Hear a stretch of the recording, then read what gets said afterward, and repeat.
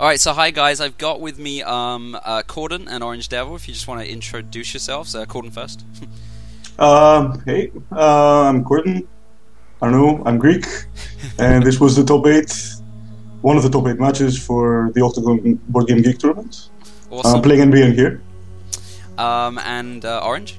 And I'm Orangedevil, and I'm playing Criminal with Gabriel Santiago. So thanks a lot, you guys, for coming back and joining to watch this this game through.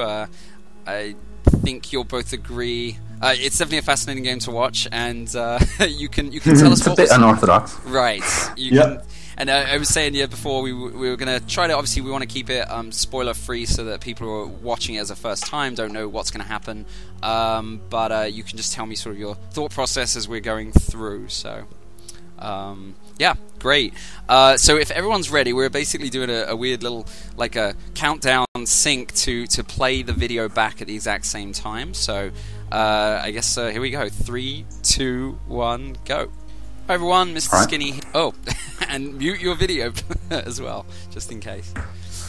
So yeah, off we go. So we started in the game right away. He did a pretty standard first turn, put ice on HQ, put ice on R&D, and I decided that I wanted to use my sneak door to have an opening hand to right away get as much information as possible from his HQ, maybe get an agenda straight up before that he would be able to ice up his archives next turn, which he probably would have done.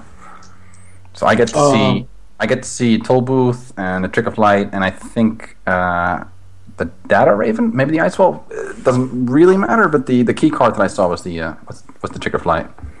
Mm-hmm. I was actually doing the standard opening. I had a pretty strong hand, as I thought. No economy, but really good early game ice. So I really fastly iced up my R&D as well with some cheap ice, a Draco in this case.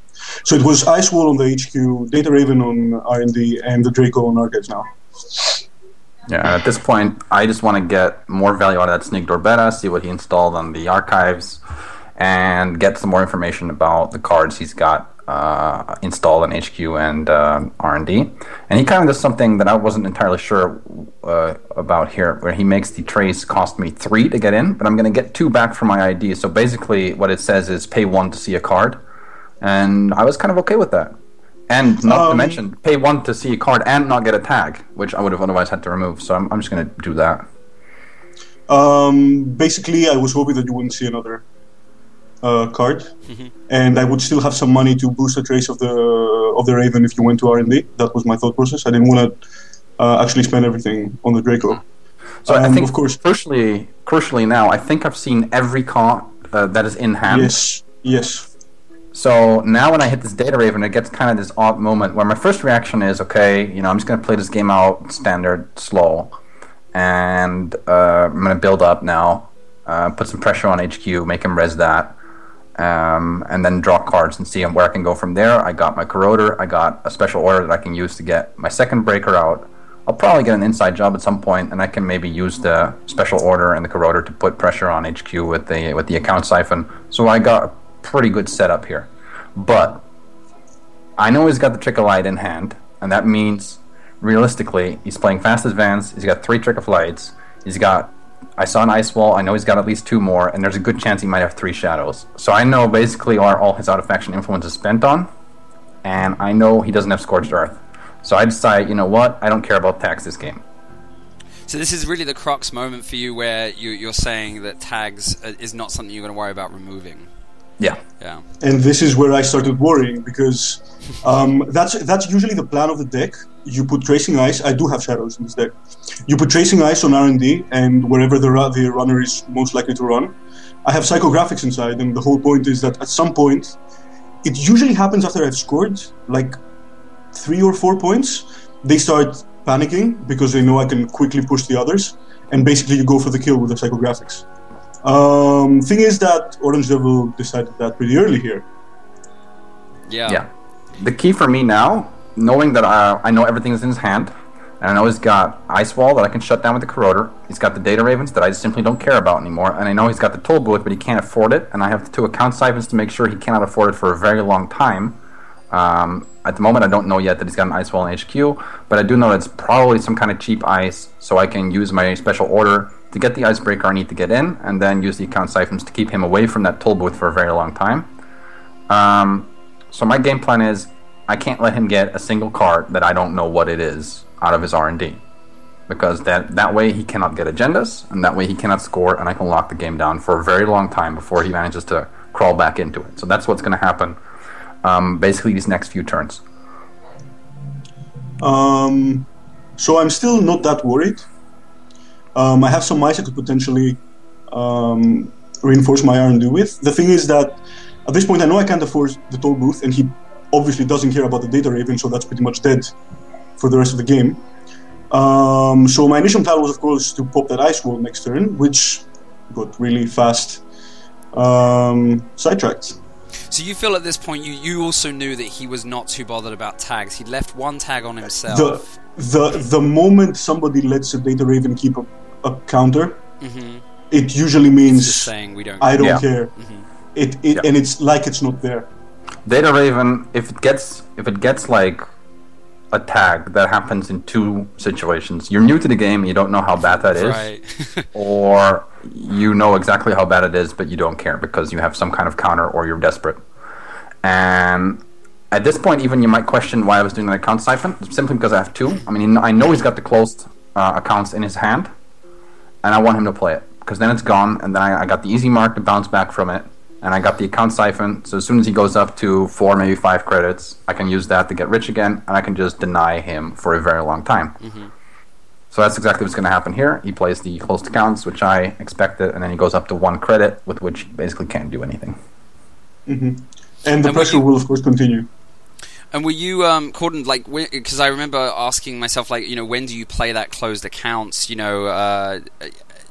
wait for him to get a little more money in hand? I knew he knew I had it, but at that point I was because I was thinking that I have the toll booth, he's going to get a fam, I want to risk him not having a second account siphon in hand or some other credit generation, and just do it. That makes a lot of sense. Because really, obviously, after the account siphon, my credits are on 12. They're not going to go anywhere but down at that point. Like, I'm going to draw, and then you're going to see with me, I get this Plascrete Carapace, I get this Desperado, right? Those are the kind of cards that I wouldn't mind playing. The Plascrete Carapace is a nice insurance card. The Desperado is just more money. Now I get money when I'm going on R&D. This is really, really good. If I would have gotten a Peacock or something like that, I would have played it. And if he would have at some point dropped down the toll booth, and I would have still had loads of money and a fem in hand by that point, I would have played that. I have no reason to go higher than about 12, maybe 13 credits in my hand, knowing that he's got a closed accounts. So I see that Enigma, and I'm like, okay, that's my ticket. I need to get some credits, plop that Enigma in front of R&D, and just stop it for now. The only reason I put that ice wall down is because I didn't want to discard, and I could start, like, in the future, maybe use it. It's bad to put an ice wall down inside your remote when the other person has inside job and a corroder, but better than nothing. There's a little bit of a risk. I could have been running bank job. It's kind of unlikely in the current meta, but I've seen a number of criminals still run it. And I actually paid for that in one game. It was with Selwith, and I put down. I don't run bank jobs anymore, and I thought that anyone in the top seats would probably not. So I put up a Sansan, and he double bank jobbed me in the second turn. Yeah. I mean, Malfact, whom I just beat to get to play you, he was still running bank jobs. So you could have ran into bank jobs here. Do run bank jobs, and again I decided to risk it. I don't know if it was a good move. So I've put that Enigma down, but you've just account siphoned me again. Yep. Of course, because you knew that's an Enigma, obviously. Yeah, I knew what it was, but even if I somehow wouldn't have known, the account siphon just stops the res of anything except the data raven. And there I get the agenda, but then I don't make the second run, and I let a card through, and that is a crucial moment in the game right here. Now he gets a card that I did not see, and of course that is ending up to be okay. In this case, it was just the red herrings. It wasn't the worst. It was the red herrings. You let a couple of more cards because I got both. Yeah. Anyway, no spoilers. Okay, I thought this was the moment when a really bad card for me came through. I didn't, and that's a good point. Is that you had basically seen every card the Corp gets to see at this point. That would have been a difficult play had I run R&D there the second time, because the correct play would have been not to trash that red herrings, because that way he draws something I know what it is and that he can't stop me with, Whereas if I would trash it, he would get a card I don't know about, and that's dangerous for me. So now you knew about the toll booth, or I guess you weren't as threatened by it because you'd kept him poor. But so, what is your plan when you have a Yogg like for Codegate Breaker? And did you have things to boost its strength, or? I got Peacocks as well. The Yogg is just there for the Enigma situations like this. Right. And I remember, where maybe I'm against a Corp that doesn't have toll booth. I mean, it doesn't happen often, but sometimes it does. And then Yogg is just really good. It's just a one-off copy. It's only one influence. And, sometimes I have the money that I can afford it. It's pretty handy. So here comes the second close to counts, which is pretty good timing given the amount of money I still had. Again, there I was like, okay, a breather. Yep. And I could get some more money and finally put that toll booth down. Also, 2 account siphons were done. I was like, okay, a FAM is a bit less likely now. Of course, I didn't know you were holding 2 hedge funds. Yeah, Desperado was kind of my ticket here to keep going with the money situation. Worst case, I would have had to start using a click to run on HQ. Actually, thinking about that, I think I should have just actually done that instead of taking credits here. That's a mistake that I notice now that I reflect on it. I should have run on HQ one of those 2 clicks that I took credits because it would generate me more credits. So do you know what this upgrade is at this point? And no, that's the card I don't know. He hasn't seen it. Of course, I bet you can pretty much surmise it's a red herrings. I thought red herrings outside chance of Ash, but neither of them would actually keep me from the agenda because I have the 3 credits. So I'm going to go in, I'm going to trash it, and I'm going to go in again. And it was just a measure of delay until I got told down. I knew it would do nothing, basically. It's just... Yeah. I was, at this point, I'm pretty desperate because my economy is being kept down all the time. I have this ice in my hand which I cannot play in any way, and I cannot stop him. My Enigma is totally useless. And I'm pretty much surrendering to the flow of the game and waiting for chance to see what's going to happen. Thinking about it, maybe I should have aggressively drawn just to get an agenda. Yeah, I think that could have been one of your options. When you have the psychographics in hand, get enough credits, and then instead of using them on the toll booth, draw aggressively and try to get stuff scored. But you did need 6 points for a draw, so it's a long shot. It's very, yeah. If it was, I was in a better position from the previous match, which was very, very close, and I bet you're going to see that. I could have gone just for the match win. Yeah. Because I have 2 psychographics in this deck, so I could have easily scored 4 to 5 points. Thing is that I actually need to win this, so... Well, you need to get at least 6, but... Yeah. It was kind of a funny thing there in that last round, when I made that first run with the red herrings there. Of course, that's the run when I see the agenda, so I have to go again. Yeah. But that was the most you were going to get out of the red herrings, I think, the most it could do. Right, just a single delay, yeah. Yeah. So here comes Toll Booth,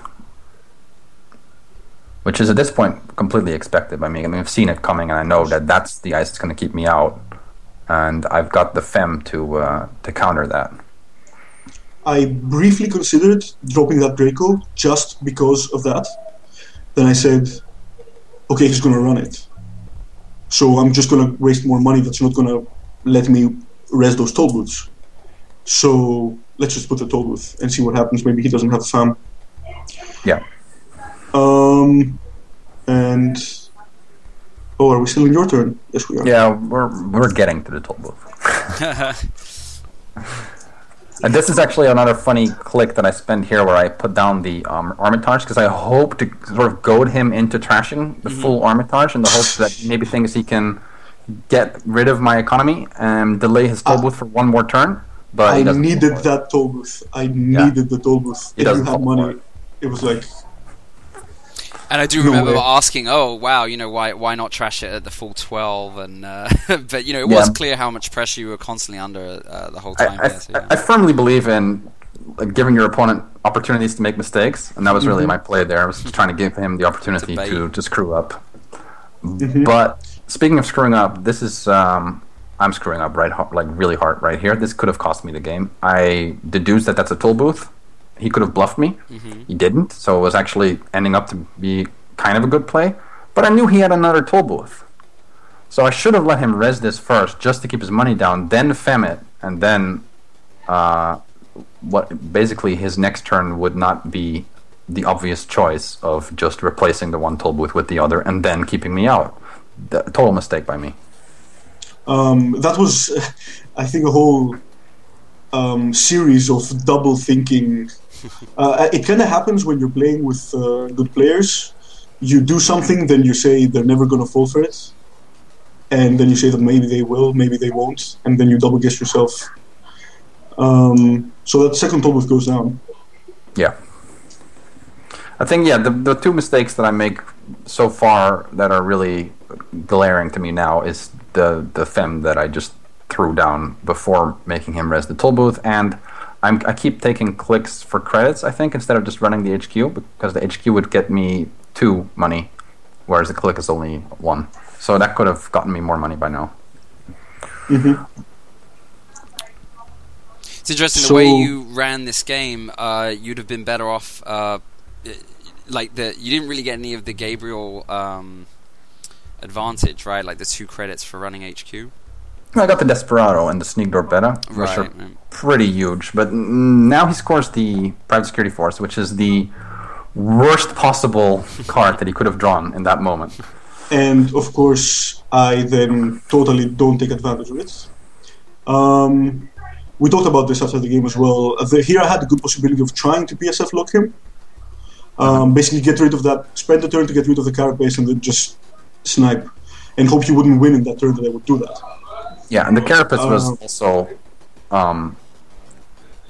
I wasn't sure if I wanted to play it, but I decided, you know what, I kind of have this game on lock, and I got the money for it. I got the Magnum Opus in my hand, I got the Armitage on the table, I can get money. Unless it's played as insurance. Had I not done that, I would be in a total lock right now. But the carapace actually would give me enough time that the lock would take such a long time to actually play out. Being I would take 3 cards every turn and then use my 4th click for a run, hopefully eventually on R&D again, seeing as many cards as I could. That by the time that the lock would actually kill me because I had decked myself and then eventually ran out of cards, he would have drawn so many cards that it's very likely that he would have had a high agenda density in his either his HQ or his archives. So then all that matters is for me that last turn where I try to see as much as possible. Because I'm on 5 points, I only need the one agenda as long as it's not a breaking news.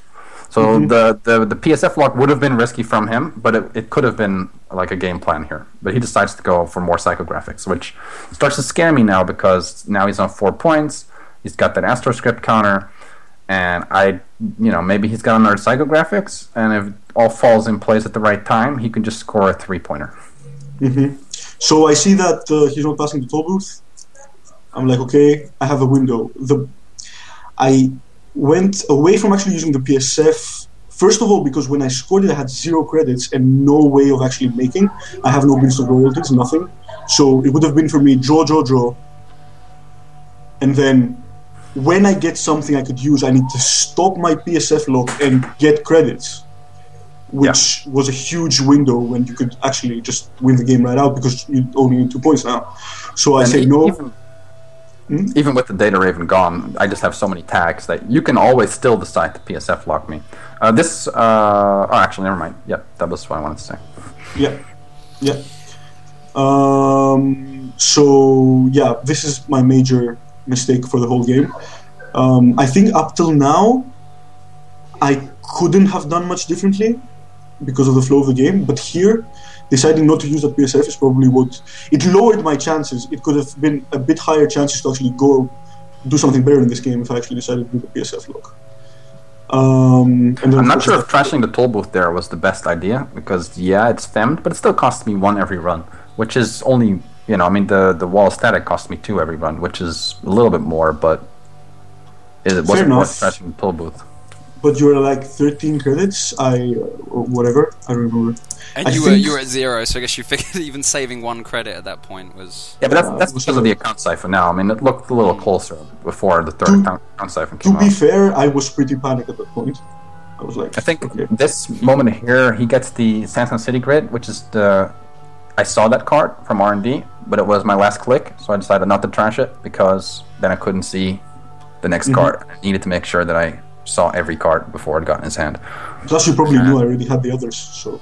Yeah, I didn't care about it. I just cared about agendas. Finally get an agenda, but it's the only wrong agenda in the deck.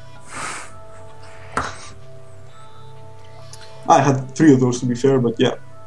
And there's the final. And then that's the game. So that was like... I haven't been locked like that. Yeah, how does that... How I mean, I guess, does that rank next to... Have you had other credit denial strategies against you, in your prior games in the tournament? I actually played loads of criminals, of course, so credit denial was there. The thing is, people usually fear tags, right? That's the whole point of this deck. People fear tags. It really throws a wrench in your plans when people say from the first turn, I don't care about your ravens. Because the raven is like your best starting ice. It's incredibly cost effective. As long as people respect tags. Exactly. And people usually respect that. Also, when he started running it like this, I still believed that if I got some economy, I could just take advantage of what I thought then was such a big mistake. Or, to be fair, I knew it wasn't an actual mistake, it was a choice of how to go, but I have the psychographics, which many people don't. So I don't know if Orangedevil expected me to play them or not. So I was like, if I get some economy, put a melange down behind some ice he can't break very fast, make that R&D a bit more expensive to run, instead of actually gaining him credits, I could just take advantage of those psychographics and run away with the game. Yeah. That was for the first 5 or 6 rounds of the game, when I was still believing like that, but then the economy didn't came. I got account siphoned twice, and it was pretty much all downhill. It was nothing I could really do, I believe. The PSF lock was the only thing that would give me hope, and I didn't see it. It was probably I was panicked, and honestly, this PSF is like an afterthought in my deck. When I no, it wouldn't be a hard lock either. It would be like a soft lock because of the plastic carapace. Like I said, it would force my turns to start looking like draw 3 cards, then have 1 run. That run I would try to target at R&D as much as I could. He wouldn't be able to generate any money, so he wouldn't be able to generate any additional table threats to try to make me deviate from that plan. So as long as it's cheap enough for me to get into R&D when he starts the PSF log, it's really a soft lock and would take a very long time because I'd have to draw through my entire deck. Like as you can see right now, I got 22 cards left in my deck plus 5 in my hands. So that gives me something like 9 or 10 turns before I actually die. Not even counting the Plastic Reed, I think. That might make it 11. So that means 11 mandatory draws for him, and that means he's probably going to see... Either he's going to see agendas because I don't get to see every card out of R&D, or he doesn't get to see the agendas because I'm stealing them from R&D constantly, and I just maintain the lock. So I decided basically to gamble there. I said my economy is going to come and I'm going to find a way to keep him out. Never did. So it was basically a very easy game. Even the 4 scores, the 4 points I scored. How many economy cards that you have in your deck? Because obviously the melanges, I'm gonna trash them. 3 melanges, 2 Adonis, and the hedge funds. Yeah, I had enough money that I'd probably trash the Adonises as well. And the melanges too. I mean, the melange would be a really, really difficult card for me if I would see that on an R&D run on the 4th click, because that would like go into 2 opposite directions of what I want my game plan to be, because I want to have him locked down, and the way I have him locked down is keeping his economy low, and giving him a melange would kind of destroy that. On the other hand, giving him a card I didn't see doesn't keep him locked down, so maybe then that's the one agenda he needs, and then he plays it on the table, and then I think, it's the melange, but I can't account for 1 card, so what if that's the second Astro script or anything like that? It would be very difficult for me to decide on whether or not to trash that. So can I ask, I guess, Kordan, what would you do, sorry, I think we get a little Skype lag here, but like, what would you do if, I guess to tweak your deck, like, would you tweak your deck from this game, feeling like there's you need something that can, help leverage a runner who just takes on tags, or does that card not exist in the game yet? Psychographics is this card. Mm-hmm. I probably use it wrongly in this game.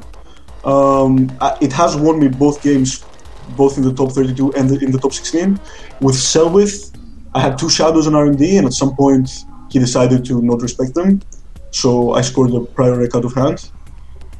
With Malvolio was funny. Malvolio, at some point, we were like at 4-4, and I had the Data Raven in my archives, only thing I had there. So I had the prior rec in hand, and he could win the game. He was at 4 points with a prior rec. So through the course of the game, he actually probably realized I had some agendas in hand. He ran my hand 4 times where he could win the game with that prior rec.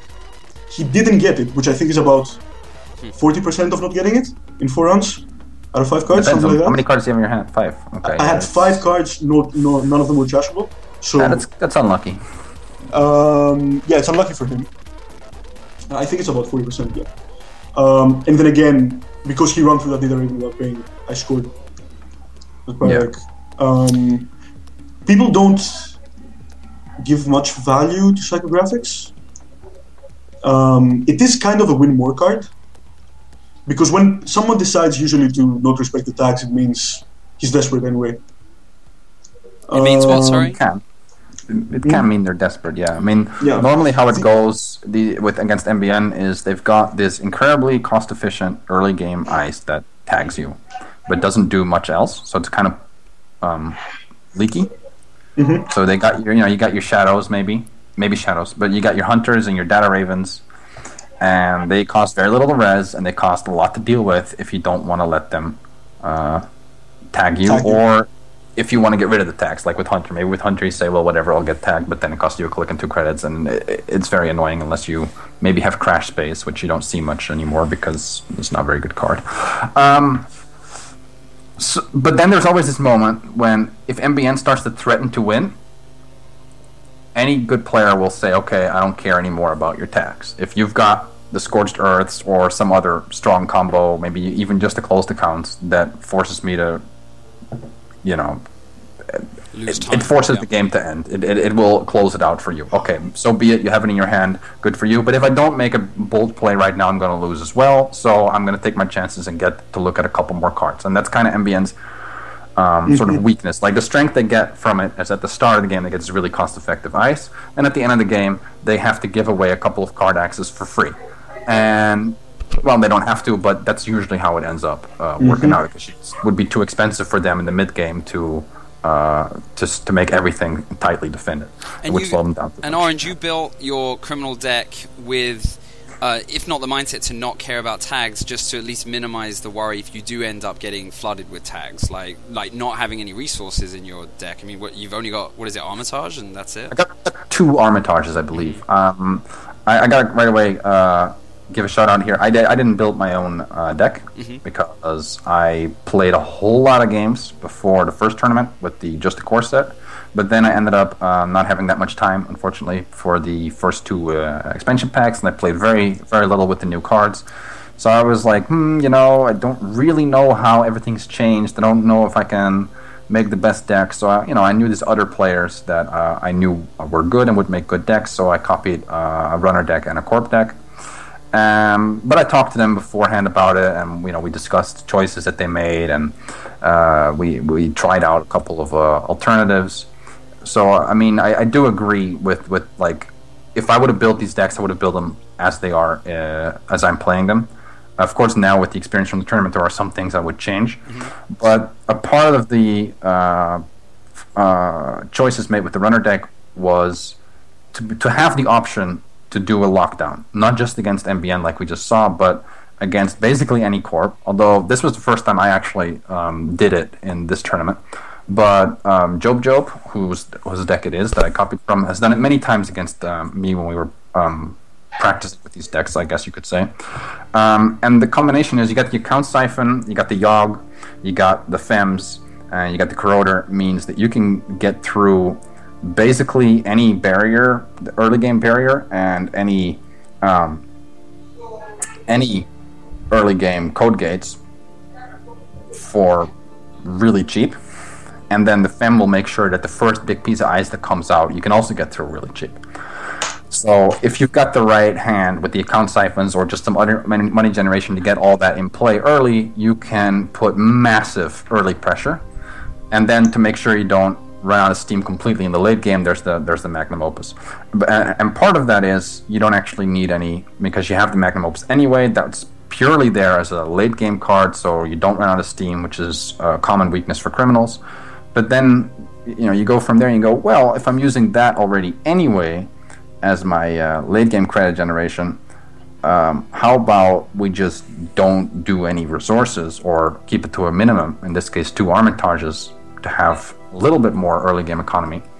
And you have the option of simply not caring about tags, which again synergizes with that early game lockdown where you can go through a whole bunch of ice without caring about it. Most of the ice, or I think at this point in the game, all the ice that give tags, like the first 2 data packs, I think all the ice that give tags are sentries. So you have a way to ignore most barriers, you have a way to ignore most code gates, and you have a way to ignore one piece of big ice, and then simply by virtue of the way the deck is built, you have a way to ignore a good chunk of sentries, so that doesn't leave much scary ice.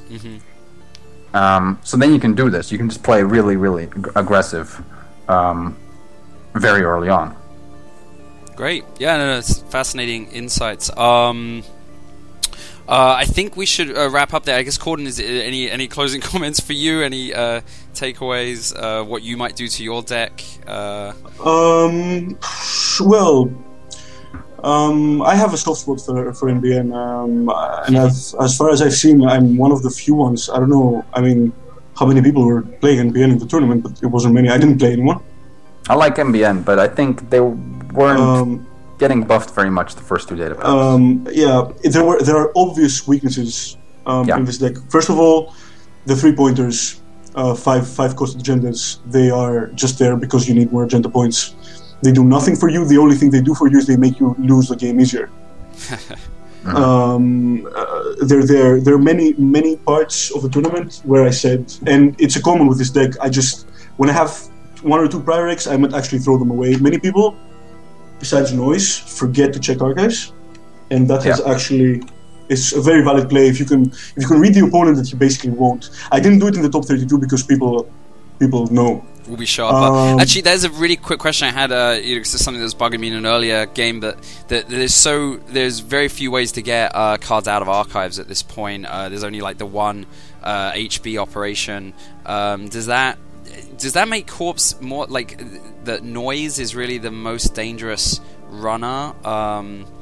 There is a huge discussion right now on Board Game Geek about milling noise with Personal Workshop.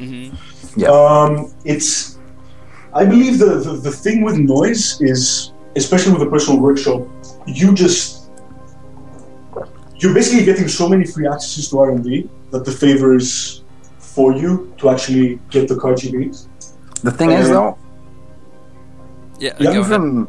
even without noise, Archive Memories is a really good card to take, let's say, 2 copies of out of faction. And that is really good defense against noise. I mean, not if you get extremely unlucky. I mean, if he mills like 12 agenda points worth of cards, well, what are you going to do? But the reason Archive Memories is so good is if you have any high cost or simply high value upgrades or assets that you like to get back, or if you're Wayland, even just hedge funds, Archive Memories is just really, really good. And on top of that, if you're playing against noise, you normally sit on them and use them to get your agendas out. So would you say that all Corps should splash in Archive Memories, at least 1 copy? I kind of believe that NBN can't at this point, because you need economy and you need ice. And that kind of takes your influence away. Especially for this deck where I decided to go with Trick of Light. Other corporations, I think, can do really well with Archive Memories. Okay, so I think you absolutely should take 2 Archive Memories, even with MBN. Let's say, I mean, you're doing Trick of Light, yeah? I bet you got 3 Trick of Light. That's 9 influence. I have 2 Trick of Light, but yeah. 2 Trick of Light. Okay. Then it becomes harder. Because I had a similar deck when it was just core set, where I added 2 biotic labors and 2 archive memories to MBN. And the idea there is, of course, to just have more fast advance. It's the same as Trick of Light, but it's a little bit more expensive. Trick of Light, on the other hand, is a little bit hard to use because you need the advanceable eyes, you need to advance it so it gets telegraphed a little bit, etc., etc. But the point is, you get the 2 archive memories and the 2 biotic labors. Why? 2 archive memories cost the same influence as 1 biotic labor. Okay, with Trick of Light, it's only 3 instead of the 4 for the biotic labor. But it's still pretty close. And with the archive memories, you then basically get 4 usages out of the biotic labors. Or you only see 1 Sand, and the runner trashes it, and he spends a lot of money on it, and you say, okay, that's cute, but I'm just going to get that back. And, those are all valid usages of archive memories. Same with the deck that you were playing here. You could use the archive memories to get more plays out of your Trick of Lights and your psychographics in case something like this happens, and your Sands in case they get trashed, and of course you can get more economy back if you have to, and then on top of that you get insurance against noise. So it's a really good card in my opinion. Should it be in every deck? I don't know if it fits in Jinteki at the moment, but every other Corp, I kind of feel that it's never wrong to have it. Mm-hmm. No, so it's obviously a fascinating. Anyway, we could discuss this like for I was gonna say we've almost got to the point where we could have a separate podcast going, I think. So, and I hate to unfortunately have like just I've got this static video screen going while we've been talking since the end of the game. So, but yeah, no, I really appreciate you guys taking the time to give us all your insights here. And can I ask one more question? Oh yeah, sure. How many PSFs do you have in the deck? I told you PSF is a throwaway. It was just one. Because I did the same thing with my Corp. I got 1 PSF in there because I needed to get to the 20 agenda points. But with my Wayland deck, if I could change something right now, I would take out 1 priority requisition and 1 hostile takeover and put in 2 more private security forces. Because the private security force on its own actually won me 2 games. So. Wow. I didn't need to use it until now, but I see what you're saying. And I've actually been watching Div Zero's Flight Trap NBN decks, I don't know if you have. And you get some really good use out of PSF. It's the lock can be pretty brutal. Yeah, it is true. And I got my lock off of criminals running account siphon and not getting rid of the attack. In fact, I got my lock against twice the same player. I played Malefact twice, and both my Corp games against him, I won off of the back of private security force. Against Wayland, you didn't. I mean, okay, I didn't get rid of the tags either, but that was because you were at 0, and I knew that even if you wanted to score Earthmate, it would be like Beanstalk. What you can't. So I left the tags in order to get rid of them later. But actually, he had Plascrete, right? He had Plascrete, so that's why he decided I'm going to let the tags remain. Okay. All right. Well, yeah. Thanks, guys. You are welcome to keep talking. I'm sure anyone watching this is like, stop! No, don't let them keep going. But yeah, one has to end sometime. So thanks again. Congratulations, Orangedevil. Good luck in I guess the semi. Go get them, man. I need to say I lost to the winner. I do my best. Now I've got to go past the other guy who beat me in a tournament. So far I've only been beaten by. Well, actually I've been beaten a lot this tournament. So let me not talk too big about myself. Right. Actually, do we know when the fight? Well, I guess this video won't be published until. Well, we'll see, won't we? It'll either be published at the end of the tournament or slightly sooner. But we'll be hoping it won't be published till the end of the tournament, so that it means you have won. But so yeah, great. Thanks a lot, and I will close out. If for those watching, please like me, subscribe, anything to show your support. That's great. It feels great. All right. Bye for now.